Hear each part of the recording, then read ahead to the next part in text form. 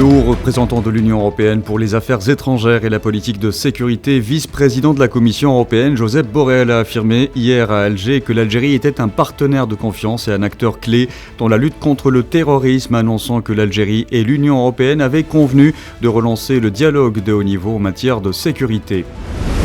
Un mémorandum d'entente visant à renforcer la coopération bilatérale dans les différents domaines de l'énergie a été signé hier par le ministre de l'Énergie et des Mines, Mohamed Arkab, et son homologue chargé des ressources naturelles djiboutien, Younis Ali Ghedi, hier à Alger.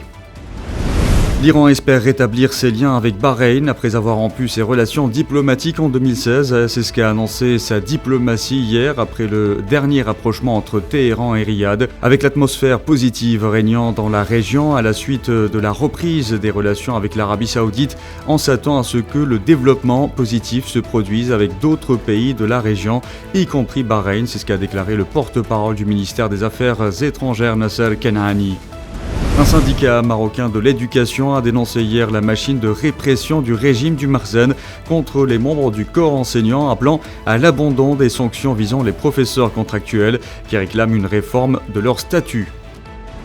L'armée sud-coréenne a enregistré ce mardi le lancement de 2 missiles balistiques de courte portée par la Corée du Nord. Cela intervient au moment où la Corée du Sud et les États-Unis ont procédé à un exercice militaire en mer.